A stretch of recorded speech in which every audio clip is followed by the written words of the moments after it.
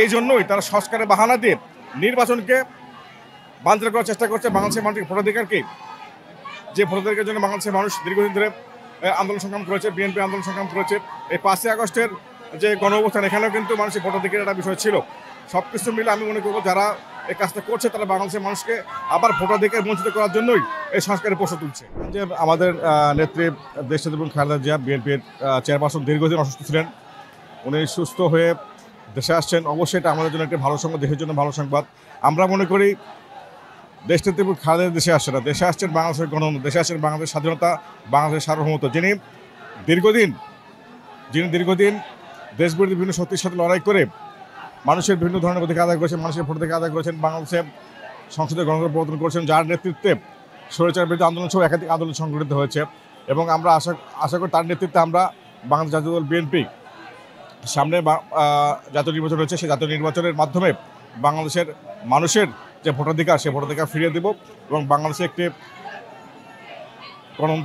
বাংলাদেশের গণতন্ত্রের রাষ্ট্র হিসেবে বিশ্বদরবারে প্রতিষ্ঠিত হবে। বাংলাদেশের মানুষ তাদের অধিকার সমূহ নিয়ে একটি বৈষম্যহীন সমাজে নিরাপদে বসবাস করতে পারবে। সেটা মূলত তার আমাদের ভারপ্রাপ্ত চেয়ারম্যান দেশ তারেক রহমানের বিরুদ্ধে বিভিন্ন থানায় নামে বেরমে অনেক মামলা করা হয়েছে। মূলত মামলাগুলো পুরোপুরি ক্লিয়ার হলেই উনি বাংলাদেশে আসবেন। এই মামলাগুলো ক্লিয়ার না করে বাংলাদেশে যদি না আসেন তাহলে একটা রাজনৈতিক বিতর্ক তৈরি হবে। আমার কাছে মনে হয় যে রাজনৈতিক বিতর্ক বাংলাদেশের জন্য মোটেই শুভকর হবে না। এই জন্যই উনি একটু সময় নিয়ে মামলাগুলো পুরোপুরি ক্লিয়ার করে তারপরে বাংলাদেশে প্রবেশ করবেন। বর্তমান সময়ে সংস্কার নির্বাচন নিয়ে অনেক বিতর্ক চলছে। আসলে সংস্কার তো একটা চলমান প্রক্রিয়া, সংস্কার চলতেই থাকবে। আজকে যে সংস্কার করা হয়েছে আগামীকাল তারা সংস্কার করা লাগতে পারে, পরশুদিনও তারা আবার সংস্কার করার প্রয়োজন হতে পারে, মানুষের প্রয়োজনে, দেশের প্রয়োজনে, সময়ের প্রয়োজনে। সুতরাং সংস্কারের কথা যারা বলছে তারা মূলত নির্বাচনকে ব্যাহত করার জন্য এই কথা বলছে। তারা জানে আগামীতে নির্বাচন হলে বিএনপি ক্ষমতায় আসবে। এই জন্যই তারা সংস্কারের বাহানা দিয়ে নির্বাচনকে বানচাল করার চেষ্টা করছে। বাংলাদেশের মানুষের ভোটাধিকারকে, যে ভোটাধিকারের জন্য বাংলাদেশের মানুষ দীর্ঘদিন ধরে আন্দোলন সংগ্রাম করেছে, বিএনপি আন্দোলন সংগ্রাম করেছে।